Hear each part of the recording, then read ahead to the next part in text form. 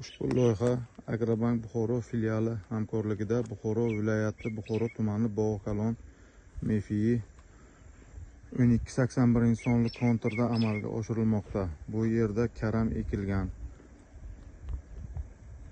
Maydon hajmi 15 gektar. Bu yerdagi ekinlar zamonaviy usullar bilan parvarishlanmoqda. Hozirda ekin unib chiqqan. Ekinni yetishtirish 90 kun davomida davom etadi.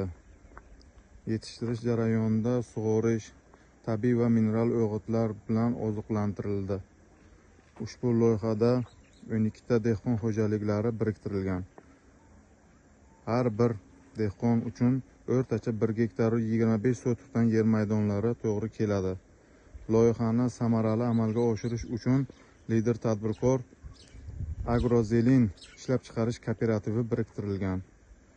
Ushbu loyiha bo'yicha har 1 gektardan 25 tonna, jami 375 tonna hosil olish rejalashtirilgan.